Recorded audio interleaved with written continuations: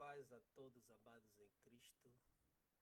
Saúdo-vos na bendita e a santa paz do eterno Yahuwah Elohim, o nosso Criador do Universo, o nosso Pai, aquele que enviou Yahusha, o Messias, o Cristo, para por nós padecer, pagar o preço pelas nossas iniquidades, nos resgatar da morte para a vida, nesta promessa da vida eterna. E entramos nesse reino do seu Filho amado, Yahusha, o reino vindouro, o governo celestial, que é a solução deste mundo. Amados irmãos, eu venho aqui, demorei um bocadinho, acho que até vai ter algum live que eu depois vou ter que apagar os primeiros lives que tentei entrar, porque na verdade, eu não sei se também se consegue ouvir, eu tenho dispositivos abertos, só quero confirmar aqui, e na verdade eu queria partilhar convosco alguns PowerPoint. Como não entrei com software para fazer o programa, que é o da gravação, eu entrei diretamente no Facebook.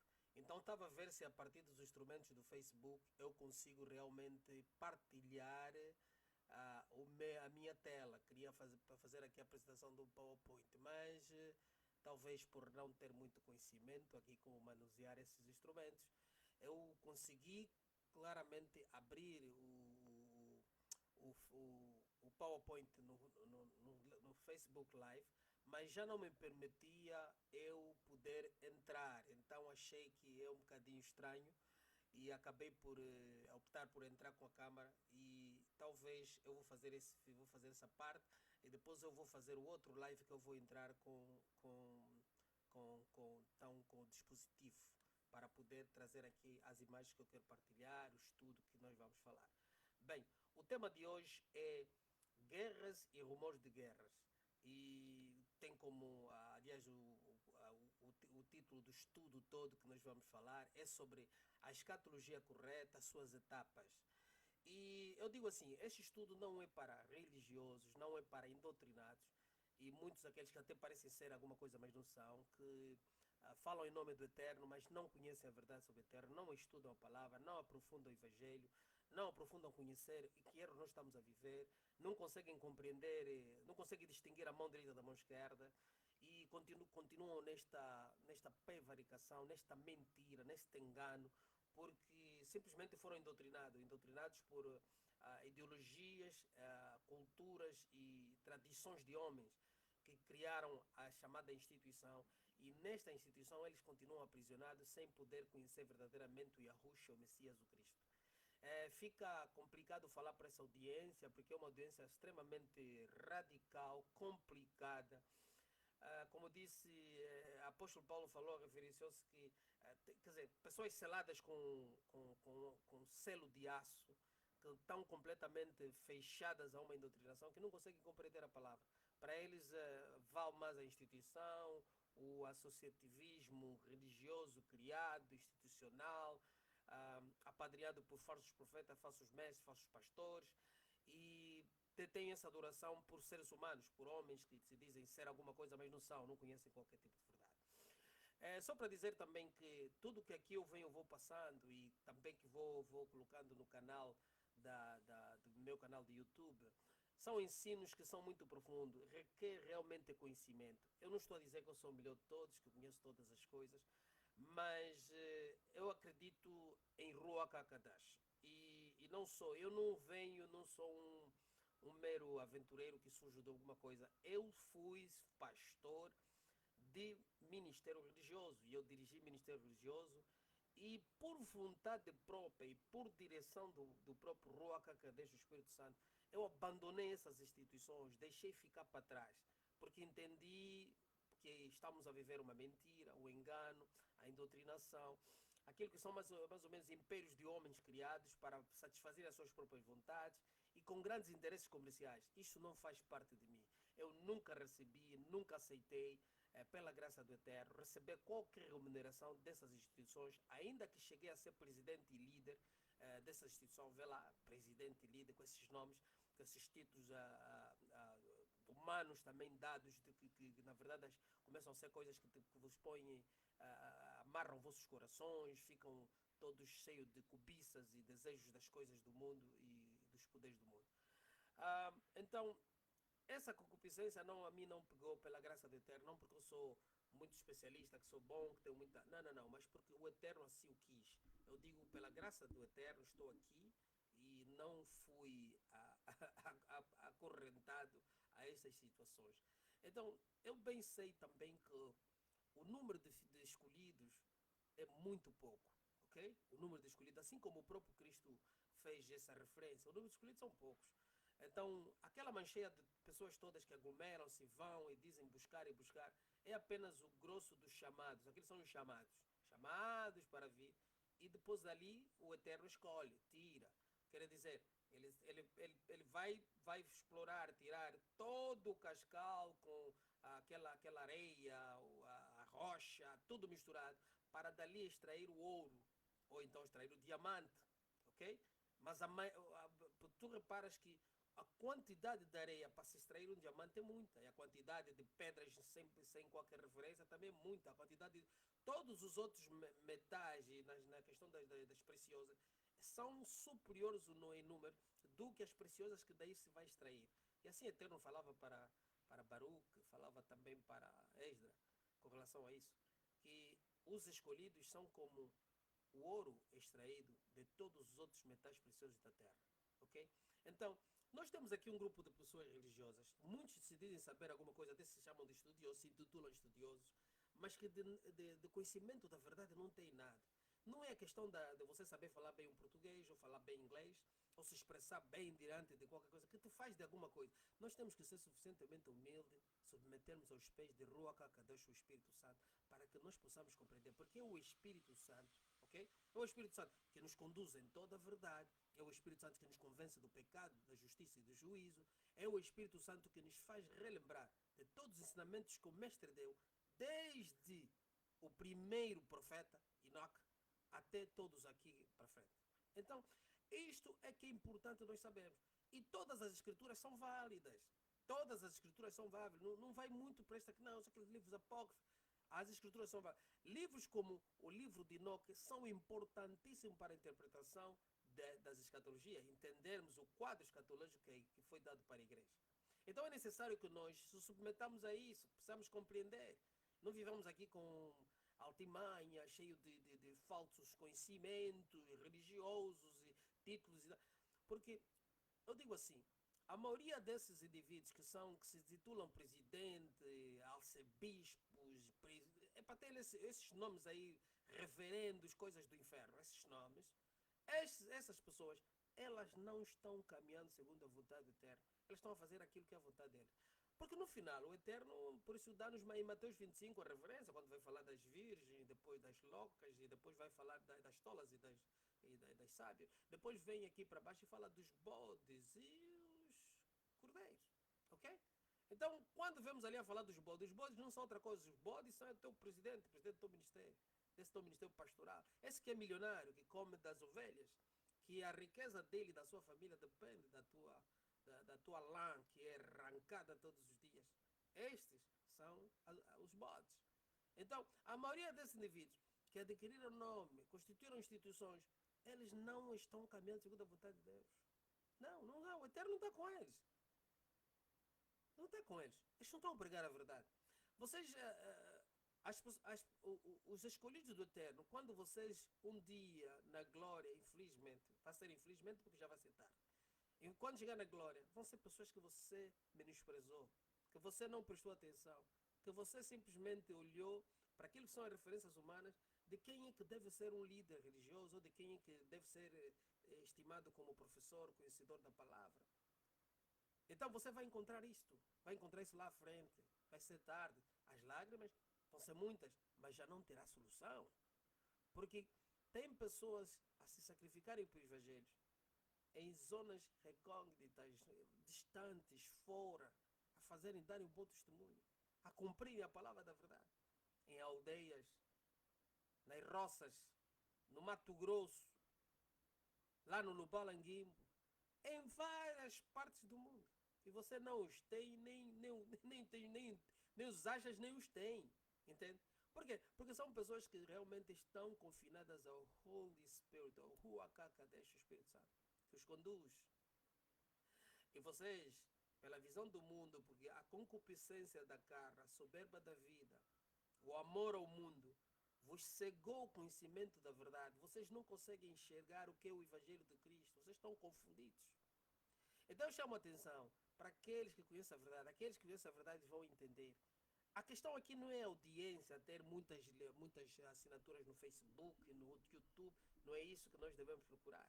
E vocês vão reparar que um grosso de quase todas essas instituições que vão pregando e os tais podcasts que aparecem, todos eles estão à procura de monetização. Outro problema mais. Porque em vez de despertar, as pessoas estão aqui à procura de monetização, audiência.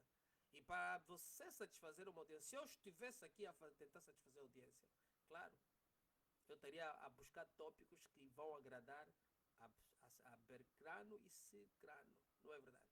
Mas não é isso a vontade do Espírito. A vontade do Espírito é que a gente pregue o Evangelho da verdade, que despertamos consciência, porque o Ruach HaKodesh deu-nos a responsabilidade de nós pregarmos o Evangelho através da mensagem, através daquilo que eu vou falar. E ele segura nessa mensagem e ele vai fazer a semeadura no coração daqueles que o creem, daqueles que ele quer salvar e de todos que ele quer trazer para si. Não é minha missão fazer medidas ou tentar buscar mecanismos para entender quantas pessoas estão a ser salvas pelo podcast. Isso não é minha missão. A missão é de Ruach HaKodesh. O Espírito Santo é que tem essa responsabilidade. Eu simplesmente devo pregar o Evangelho e por isso eu sou contra aqueles que são chamadas de altares, chamar pessoas para o altar, ou convertemos 4.000 pessoas. Não, você está enganado. Está enganado. Está enganado. A missão de converter os corações das pessoas depende do Ruach HaKodesh. Eu, pessoalmente, que estou aqui, apesar de ter crescido já religioso numa religião, mas eu, quando recebi a salvação, foi eu e o Ruach HaKodesh. No momento que ninguém podia esperar. Eu e o Ruach HaKodesh. Me acordou, no meio da noite, me fez chorar, me trouxe a verdade. E a convicção de todas as coisas erradas vem no momento que o Ruach HaKodesh te resgata. Quando ele vem te buscar, a convicção de todas as coisas erradas virão. Ninguém te engana. Então, por isso, não se iluda com podcasters, com uns que tentam falar em nome da verdade. Porque, vou lhe dizer uma coisa. Quando se prega a verdade, você vai encontrar barreiras altamente, como é que se diz, intraspassáveis. Você não consegue passar. Barreiras que os homens vão criar, que estão em instituições ou então em regimes, para que você não possa falar. Porque a verdade tanto fere o sistema religioso como fere regimes, sistemas criados por homens também, de controle, mecanismos de controle que são diabólicos, são satanistas. Esses sistemas, eles são contra a pregação da verdade. Quando você está a trazer a verdade, esses sistemas são contra ti. Por isso, como eles detêm as plataformas, a maioria das plataformas que você vê por aqui, você vai encontrar barreiras de te permitirem que você tenha, de lhe dar um espaço para transmitir a verdade. Por quê? Porque então essas pessoas não são pela verdade, elas são pelo sistema que os patrocina. Então, não se turbe o vosso coração com relação a todas as coisas que você vê. Não faça tu medidas da fé, da verdade, daquilo que é o propagar o Evangelho, com aquilo que você mede ou que se mede com a medida que se usa para medir o mundo. Porque o que se mede com o mundo é audiência, o que se mede com o mundo é quão boa retórica tem-se para falar. Mas as coisas do eterno não são. Porque às vezes eu digo, vocês procurem entender muitas das escritas quando estamos as narrações colocadas sobre a vida de Yahusha, o Messias, o Cristo, não é verdade? E você se pergunta, mas ele estava, que linguagem é que ele estava a falar? Pois, era uma linguagem que ele disse que eu falo em parábolas, entende? Em parábolas, para que eles ao ouvirem, que eles não consigam, não ouvem, não entendam, para que não sejam salvos. Ele está a dizer que ele está, o juízo do eterno é tão profundo que ele compromete aquelas pessoas que já não vão ser salvas. Eles os cerram o conhecimento e o entendimento. que ela abre para aqueles que ele realmente tem para dar. E tudo isso tem com a predisposição do coração, a escolha do próprio Eterno, para que nós consigamos encontrar a verdade. Eu há tempo estive a falar com alguém, eu não vou sem citar nome, e essa pessoa, eu ao fazer a narração, eu disse, olha, você não pode me convidar para fazer um podcast consigo, né? No teu programa, a pessoa tem um programa, no teu programa, sem você ouvir o que eu tenho para dizer, porque o que eu tenho para dizer, epá, nem todo mundo está preparado para ouvir. E não é que é verdade. Mas só que as pessoas não têm caráter. Pessoas sem caráter. Por quê? Porque a indoutrinação é tão deforma de tal maneira as pessoas que elas não têm caráter. Porque você está a ser honesto, sincero, em chegar e dizer, olha, você tem que me ouvir. Ouve o que eu tenho para dizer. Ok? Você passa-lhe tudo, fala sobre as questões que você tem como tópico, o que é que você defende, e faça-lhe da melhor maneira. E essa pessoa deve ter o direito, você está a lhe dar a liberdade de ele dizer, não, eu acho que é para não, vamos pensar depois. Não, simplesmente as pessoas fogem como se estivessem a fugir. Então você vê aqui qual é o problema de caráter das pessoas. E é uma falta de respeito também para com a outra pessoa. Mas é assim que esses indivíduos, essas pessoas estão. E elas pensam que estão a servir o Eterno. E quando estão interessados em mais tópicos de falar de coisas para ganharem, para ter fama, para ter não sei o quê, do que a verdade do Eterno. Então, meu amigo, não misture as coisas do Eterno com as coisas que você tem no teu coração predisposto para ganhar dinheiro. Deixa a obra do Eterno em paz. Trata dos assuntos que você está a tratar, que são mesmo do mundo. Fala disso. Deixa a obra do Eterno em paz. Porque a obra do Eterno é séria. Cada dia que passa, ela é urgente. Tem pessoas a padecer, pessoas a morrer, pessoas a entrarem em situações complicadas, que necessitam ouvir a mensagem do Eterno. Então você deve deixar a obra do Eterno em paz. Faça apenas aquilo que tem o desejo do teu coração, que te vá bem. Mas agora, não fica a misturar, não fica quer dizer, importunar as outras pessoas depois, não ter como é que se diz, essa honestidade, responsabilidade, idoneidade de você dizer, não, eu acho que não, vamos deixar por aqui. Porque até a pessoa já está a te dizer, não, eu acho, você tem que pensar isso, pensa e depois me diz alguma coisa. E você simplesmente entra no silêncio. Falta de caráter. Falta de caráter. Triste. Mas é assim, nós nunca estamos tristes por isso é que o Eterno já me preparou para que eu, antes disso, eu nunca me emocionei por nada. Eu sempre procuro esclarecer as coisas. Eu sei que há muita gente que, por exemplo, que quando nós já pregamos a verdade, quando já estava a pastorear, eles não estavam na palavra do Eterno. Mas hoje se converteram numa religião, porque não se converteram a Cristo, converteram-se numa religião. E agora são essas pessoas que hoje olham para ti e dizem assim, esse irmão está caído, esse irmão está caído. Porque um julgamento humano, um julgamento sem espiritualidade, um julgamento sem verdade, simplesmente porque o associativismo lhe criou e o Evangelho da Prosperidade criou-te essa falsa esperança. Porque eu digo assim, falsa esperança. Porque você está a seguir o Baal, está a seguir as obras do erro. Entende? Porque o templo, você imagina que o templo, as sinagogas, que eram os lugares de ensino, a associação, e depois o templo estava corrompido. E Cristo veio neste mesmo período, ele pregou, e ele disse, vá à casa das ovelhas desgarradas. Quem eram as ovelhas desgarradas de Israel? Daquele povo santo, de Yasharel. Quem eram?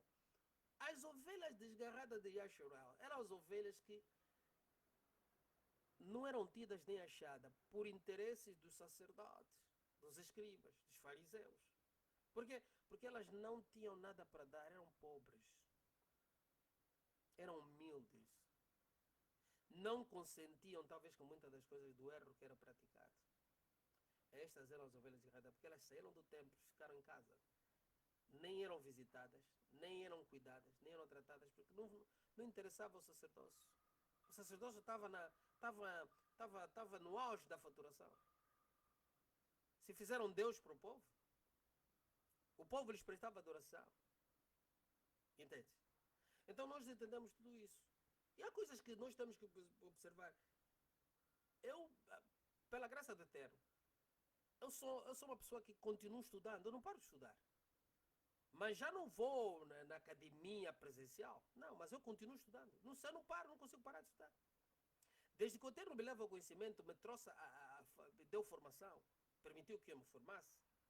E não me formei cedo, eu fui sempre um jovem estudioso, mas eu parei muito cedo, por conta de situações familiares e de imigração. E depois andei a minha vida. Depois o Eterno resgatou-me outra vez para voltar e terminar a formação superior. Desde que eu me formei, eu não paro de estudar. Continuo a estudar até hoje. E estudo bastante. Não perco tempo com baboseiras. Eu só estudo coisas importantes. Eu só estudo com uma direção certa. Se eu me formei, sou psicólogo, eu todo quanto tem a ver com a psicologia, isso é o meu campo. Mas, no entanto, na base da espiritualidade também eu aprofundo.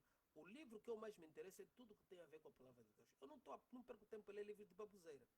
Há livros que eu tenho que ler que complementam, Flávio Josefo, uh, o outro como é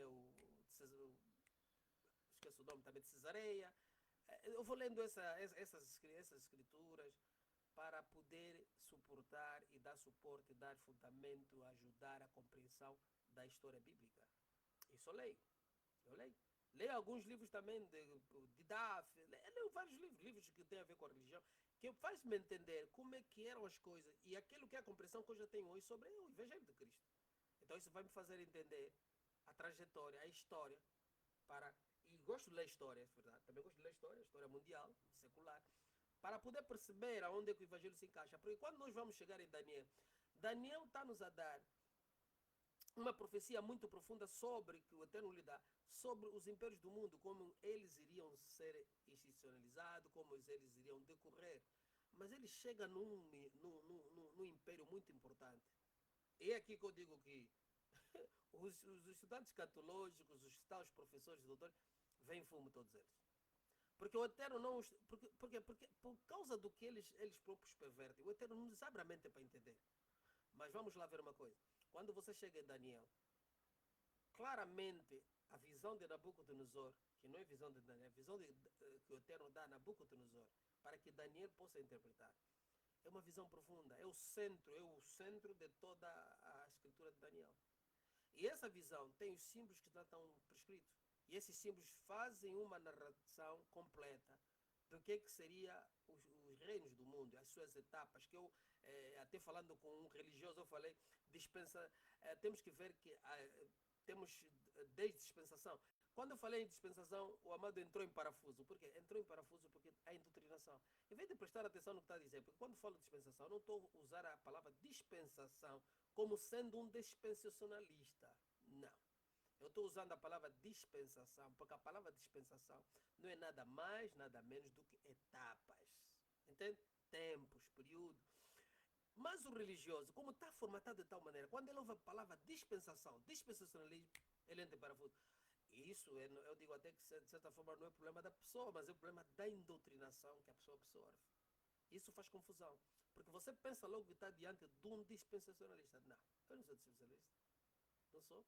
Não sou nada do que se diz historicista. Não sou. Você tenta me considerar. Você vai ter que ver o que eu ensino. Porque eu ensino a verdade. Porque esses termos, essas analogias criadas, e foram os homens que fizeram para parecerem ser escolásticos, homens estudiosos, para poderem ludibriar aquela plateia que menos conhece, para poderem olhar para eles com uma certa reverência, uma certa santidade.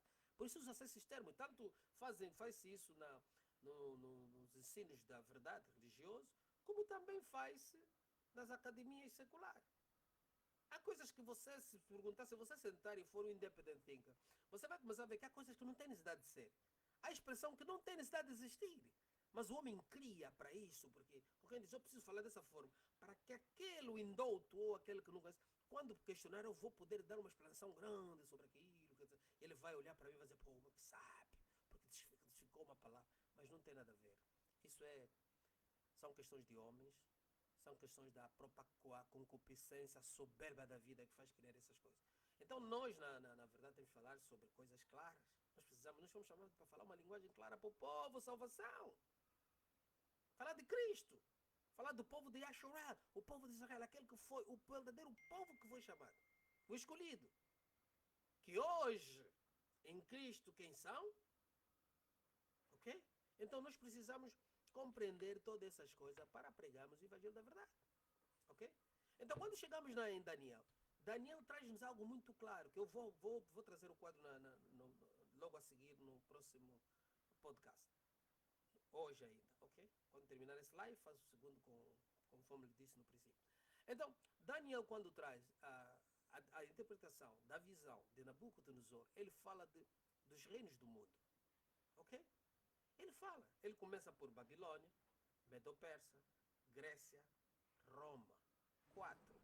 Mas na verdade eles são 6 reinos, porque ele deixa de fora o Egito e a Síria. Mas João, quando vem falar nas profecias de João no Apocalipse, João te traz todos os reinos, traz-te os 6 reinos, ok? Depois ele fala do sétimo. Quando ele aponta o sétimo, ele diz que quê? Que o sétimo o que era?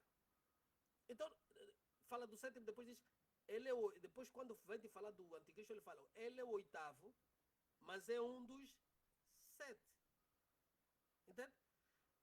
Você precisa fazer uma leitura que o Eterno está falando sobre a decorrência, a vigência dos impérios do mundo e os seus domínios. Nós sabemos que se olharmos para essa descrição de Daniel, faltam alguns impérios. Tem o Império Otomano, o Império, mais o quê? Tem vários outros impérios que passaram pelo mundo. Mas o Eterno está a fazer referência a impérios dominantes. Impérios que iriam dominar o mundo. Então, os impérios que iriam dominar o mundo são estes. Egito dominou o mundo na sua época. Depois a Síria também dominou, não por longo período, que depois dessa própria Síria que fez ser a Babilônia, né? A Síria, não é Síria, a Síria, Império Assírio.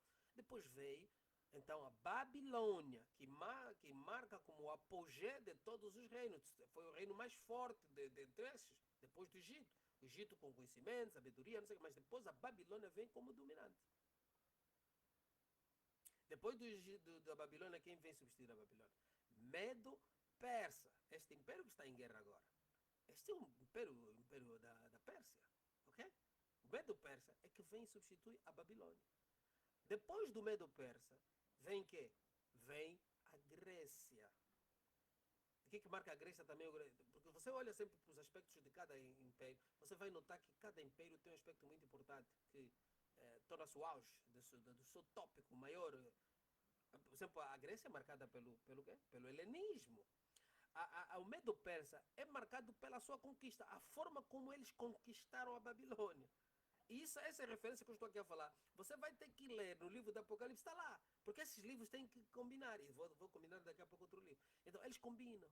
Está a falar da forma que a Pérsia tomou a Babilônia. Porque onde ele te descreve o anticristo, ele vai fazer referência de que o anticristo teria os aspectos importantes de cada um desses reis que passaram. Ok? E depois do Medo-Persa que falamos, a Babilônia era a pervertida. A Babilônia é pervertida. O Medo-Persa conquistador, forte em conquista, quer dizer, um reino guerrilheiro. Depois, quando vimos a Grécia, o helenismo, trazer, como se diz, o autodidatismo, a educação, a capacidade de convergir as línguas, entendimento. Grécia. Roma, desenvolvimento. Roma veio com o desenvolvimento estrutural, a capacidade de governação, a distribuição, governos ligados e a ligação de vias de comunicação. A Babilônia, a Roma representa isso, o desenvolvimento, o apogeu do desenvolvimento. E é o que vivemos até hoje. Roma continua a ser isso, porque Roma estabeleceu tudo isso. Porque ela confinou aquilo que é o do helenismo, tirou também da conquista da guerrilha do outro, tirou e a perversão também da Babilônia, e trouxe os artefactos do Egito, também alguns aspectos da Síria, trouxe tudo isso para Roma. Roma se tornou este grande império que ele próprio descreve ali com Daniel.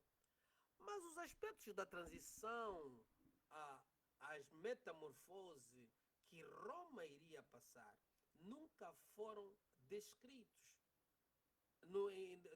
Dado a Daniel, a verdade. Não deram a Daniel. Mas você vai encontrar alguns dos aspectos desse Império Romano são dados a João, poucos, não muitos, porque na João a referência é mais o Anticristo. O Apocalipse de João vem mais na sequência do Anticristo e o juízo vindouro na sétima dispensação, no final da sétima dispensação, que é a geração perversa que Enoque também havia descrito. Então, tu vais ver que há esta combinação de informação que o Eterno vai fazendo. Mas, no entanto, o Daniel deixa aqui um vácuo de ensino que deixou perdido a religião. Mas eu ainda acho que os AKA que controlam a religião, o Vaticano, ela tem essa informação. Não sei se da melhor maneira conseguiram interpretar, mas porque eles escondem o livro de Enoque, primeiro, depois escondem os outros livros apócrifos de Esdra e Baruch. Esses três livros que aqui vem, cito agora, esses livros são apocalípticos. Enoque, Esdra e Baruch. Por quê? Porque enquanto você pega nesses livros de Esdra e pega o livro de aliás, quando você pega o livro de Daniel e pega o livro do Apocalipse, depois vais buscar suportes nas próprias escrituras do Novo Testamento, dos evangelhos semióticos, de Mateus até Lucas, Marcos e por aí. Você vai falar dos evangelhos semióticos. Quando você pegar nos evangelhos semióticos para constituir, para poder interpretar as escatologias e depois recorrer às profecias proféticas para enquadramento e suporte com aquele fundamento que se tem sobre as coisas que iriam acontecer para você compreender, porque é necessário esse exercício. Quando você pega nisso, você ainda continua com um vácuo tremendo. Você não consegue compreender. Eu não sei como é que a religião conseguiu fabricar. Porque o que vem dali é que a religião fabricou hipóteses, criou, como é que se diz? Criou variantes, ok? Quando se cria variante, quer dizer que você tem uma porta à tua frente e você chama três pessoas e pergunta como é que nós faríamos para sair daqui, a porta está trancada. E cada um vai apertar, vamos sair pela janela, outro não, vamos arrombar a porta, outro diz não, vamos pular o muro. Então, é assim que eles criaram e trouxeram isso como ensino. Não é possível. O Eterno não é disto. O Eterno não é de variantes, não. Nós podemos ter, sim, uma variante nossa, mas ele dá a interpretação da verdade. Então, quando você encontra esse vácuo, por isso começa a surgir a salada russa no ensino de escatologia. A salada russa surge em quê? A mistura das etapas, que são a dispensação, na verdade, que os religiosos endoctrinados vão começar a entrar em confusão quando fala de dispensação, mas é dispensação mesmo, a palavra certa é dispensação, porque são as etapas. Naquelas etapas que vão se cumprindo, porque existem Enoque, no princípio, Enoque dá 10 dispensações para o mundo e descreve 7 dispensações da humanidade e a oitava e a nona, décima dispensação do Eterno. Fazer confusão, né? Mas isso é verdade. Enoque, primeiro profeta, o escriba, escreve sobre aquilo que o Eterno lhe ensina que o mundo teria 10 dispensação, 10 etapas que iriam passar pelo mundo. E nessas etapas ele enquadra todas as histórias, por exemplo, vai enquadrar histórias principais para poder identificar o período, a etapa. Enoque descreve isso até a décima etapa. Então depois, quando vêm os profetas, a partir de Moisés, não sei, eles vêm complementar cada profecia que é dada, é para enquadrar no quadro de Enoque que Deus deu. Eu digo assim, quadro dispensacionalista do Eterno, dado a Enoque. Então você vai enquadrar as histórias. Vê como é que esse Deus é maravilhoso.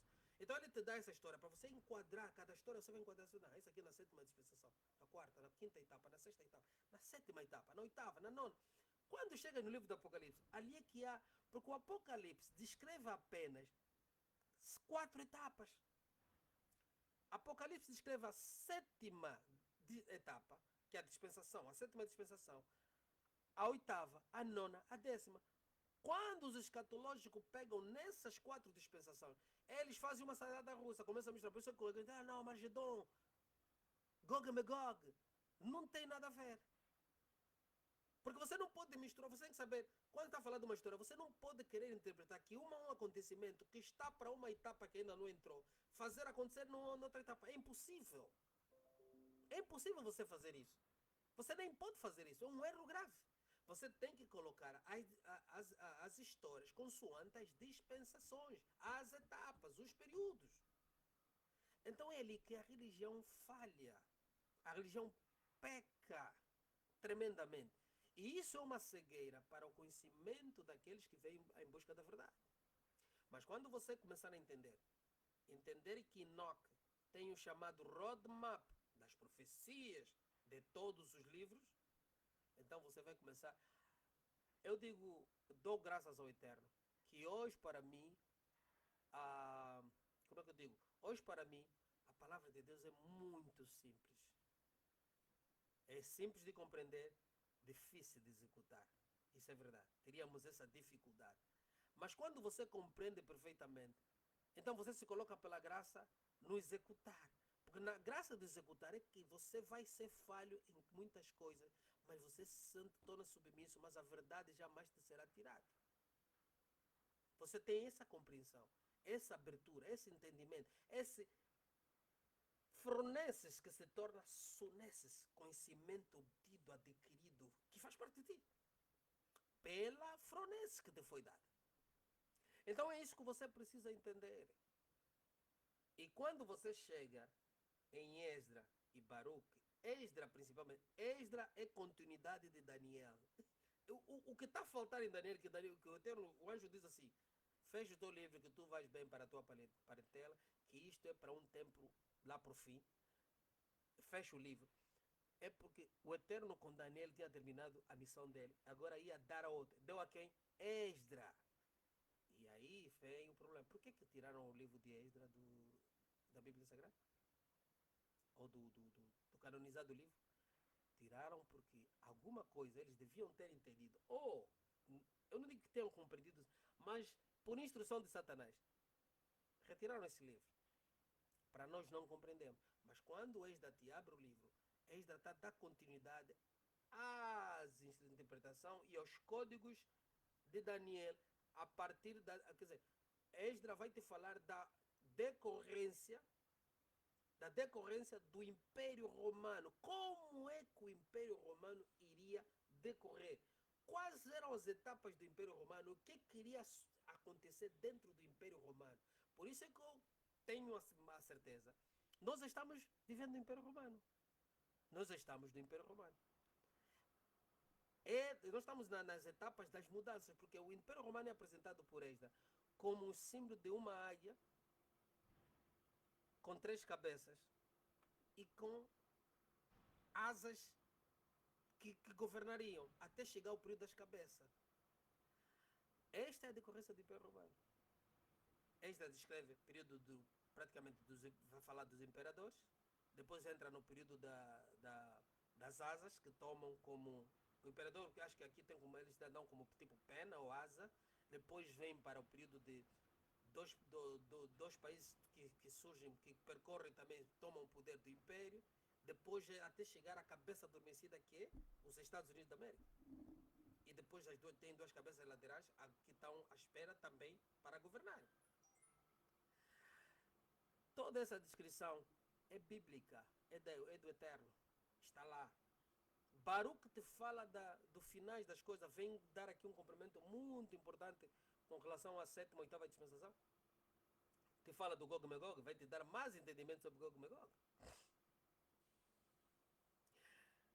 É necessário que nós estudemos a palavra. E eu sei que o Eterno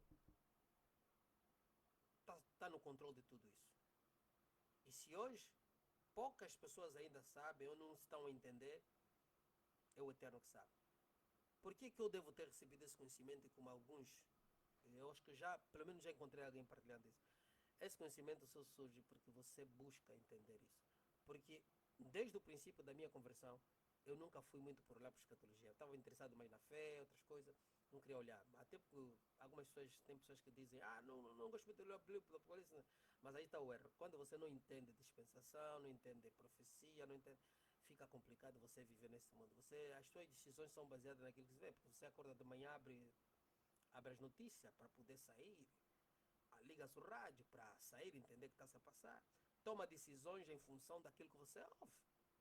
Compro já essa casa, não compro, vendo, não vendo, invisto, não invisto, vou sair desse país ou não saio. Todas essas decisões são baseadas naquilo que você é dado, aquilo que se diz de filho, alimentam-te com isso. E você vai tomar decisão em função destas coisas. Como você não quer conhecer a escatologia? Como você não quer conhecer as profecias dos finais do tempo. É preciso, porque nós estamos na sétima dispensação. Nós estamos vivendo o sétimo período, final. Ok? E aquilo que eu também volto outra vez aqui a dizer, que eu digo sempre. Dispensação não quer dizer que é um período certo, mas o Eterno fala mais ou menos no cada período de... Cada, cada dispensação equivalente a... Cada dispensação equivalente mais ou menos a quanto? Tipo 500 anos, acho que é isso. Cada dispensação. Ou 1000 anos. 1000 anos de dispensação, como dispensação. Mas nem todos têm essa decorrência, porque o período, há períodos que são mais encurtados, outros são mais estendidos. Então, é isso mais ou menos a contagem. Mas o importante é nós saber aonde estamos.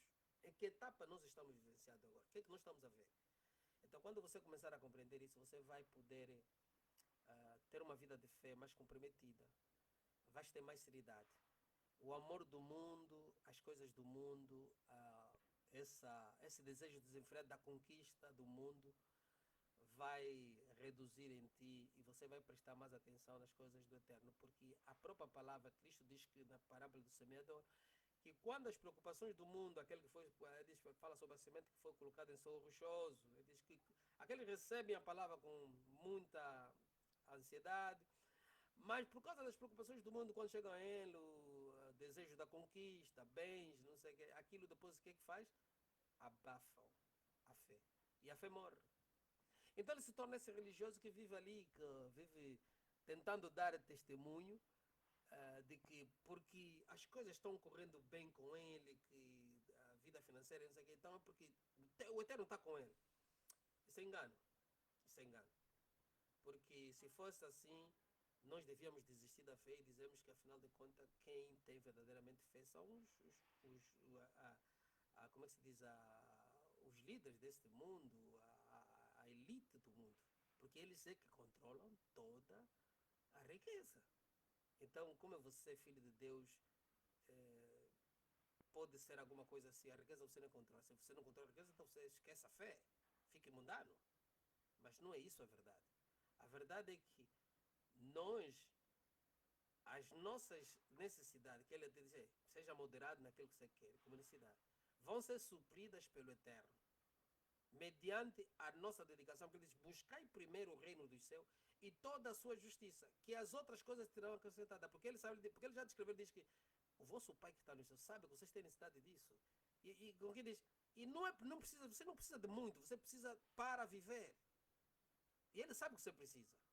Claro que você também pode ser rico, pode dizer, não, mas ele está dizendo, você precisa para viver. E aliás, o rico que se diz ser rico, que detém bens, que é fiel, ele utiliza a riqueza para realmente expandir as coisas, o amor do Eterno. E não é só aquilo de expandir porque tem que dar numa igreja, não é isso que eu estou dizendo, ajudar o próximo, ajudar os irmãos, aos pobres, na cidade. O efeito da área onde você vive, na aldeia, no município, na comuna, na cidade, você tem que haver o efeito dessa tua riqueza tem que ser manifesto, porque você é o braço de Deus. Então é isso que o Eterno está a dizer. O Eterno está a dizer que você teria necessidade, mas ele sabe. Ele diz, mas buscai primeiro o reino do céu e toda a sua justiça, que as outras coisas te serão acrescentadas. O Eterno está a dizer que vou te acrescentar. Vou suprir alguma necessidade, vou suprir a sua necessidade. Ele não está a dizer para não trabalhar. Ele não está a dizer para não fazer negócio. Ele está a dizer, eu vou suprir. Mas, hey, tenha atenção, em primeiro lugar, às coisas do reino. Siga as coisas do Eterno. Faça as coisas do Eterno. A fé. Dedica-se à fé, ao amor, à mansidão, à honestidade. Todas aquelas suas práticas. Ou faça o trabalho do reino. As outras coisas serão acrescentadas. Ele está a dizer, João está a dizer, se o amor do Pai não estiver em ti, você não é do Pai. Se não amas o próximo, você não é do Pai. Se o amor do mundo estiver em ti, você não é do Pai. Como te podem pregar evangelho? Por isso que eu digo, eu faço um desafio. Por que não pegamos esses pastores da prosperidade e mandamos eles para a China, onde os cristãos estão a ser perseguidos, dizem tirar todas as coisas, e noutros pontos do mundo? Por que eles não vão lá pregar o evangelho? O evangelho da prosperidade. Porque o evangelho da verdade pode ser pregado ali, mas é sobre um preço, cabeça cortada. Se eu tenho de deixar, vai escapar. Mas vais ver o que é bom quando você prega o evangelho da verdade. os discípulos estavam regozijados porque estavam a levar chicotadas e estavam a ser aprisionados por causa do evangelho. Esse era o grande testemunho e alegria deles, porque eles estavam a ser chicoteados, aprisionados por causa do evangelho. Então eles disseram: nós somos do eterno, pertencemos a ele, a salvação está em nós, porque estamos a ser perseguidos por causa do evangelho. Como você pode ter uma outra coisa? Você quer o privilegiado, esse vosso falso evangelho, essa vossa falsa crença, você que mal conhece a verdade, está ali numa religião, está a levantar-se também já porque, não, é falso, tem que honrar o pastor. Você, converta-se, busca a verdade, você está enganado. Você está a seguir um falso evangelho. O evangelho de Cristo não é esse que estão a dizer. Esses indivíduos estão a vos usar como mulas. Vocês são mulas desses falsos pastores. Mula desses falsos mestres. Porque eles estão a alcançar seus objetivos. O Deus desses homens é a barriga deles. Paulo disse: Deus, barriga. É a barriga deles. Eles só acordam de manhã, só pensam: o que vou comer, o que vou beber, como é que eu vou vestir, aquela roupa, vou comprar casa. Então é por isso eles vão e vendem suas almas para fazer isso a Satanás. Se dedicam a Satanás. Por isso é que eles vivem uma vida prosmíscua. Mas você continua a defender porque também é um espírito que controla esta. Porque quando um pastor prega o falso evangelho, a sua igreja é governada por anjos caídos. São demônios que estão naquela igreja a governar. O Espírito de Deus não está lá, ou os anjos do Eterno não operam. Operam pelos pequeninos dela. Operam. Até o período que ele precisa tirar, mas ele opera trabalhando nos seus pequeninos que têm predisposição, coração ao eterno. Até eles tirar daquela mentira. Mas vocês estão na mentira. Amém? Então, amados, eu vou terminar aqui para então entrarmos na sequência do ensino daquilo que eu já falei, narrei aqui. A continuidade vai ser no outro, porque eu vou fazer o PowerPoint, porque aqui não consigo mais ligar. Eu não sei se deve ter um jeito, mas pronto. Também não podemos esquecer tudo, né? Eu tenho OBD, não fiz pelo OBD, podia fazer muito bem, teria feito melhor. Mas vamos fazer por aqui, porque acho que é a vontade do Eterno. Vou fazer esse live, e vou fazer a segunda parte com PowerPoint para dar alguma explicação. Acredito que vai ser mais ou menos demorado. Deus abençoe, fica na santa bendita paz do Senhor. Você que está na falsa religião, lê as escrituras, procura, busca Deus. Pergunta, porque você pergunta, é assim, eu gostaria que vou fazer aqui um desafio. Você que está na falsa religião, eu estou a falar para pessoas que eu conheço mesmo também, que estão na falsa religião, e eu sei que ficam a me julgar, pastor, que não só fosse um diabo. Não, você está a servir a um diabo. O diabo é o pastor que você serve. Este é o diabo, filho do diabo. Mas se você orar, dobrar mesmo o joelho de verdade, sinceridade do coração, assim, antes de dormir, põe o joelho, põe a mão no ar, põe o teu coração e diz assim: Eterno, mas será que eu estou... Quem é esse pastor que está me servindo? Será que eu estou a viver uma verdade? Mas onde é que está a tua verdade? Busca só. Você vai ver o que vai acontecer. Ora uma vez, duas, três. Durante a semana vai orando para que abra os seus olhos. Diz: mostra-me as coisas insondáveis. Desperta o meu coração. Tira a venda dos meus olhos. Ora, depois não precisa vir me dar testemunho. Vamos nos encontrar lá no céu. Deus abençoe. Amém.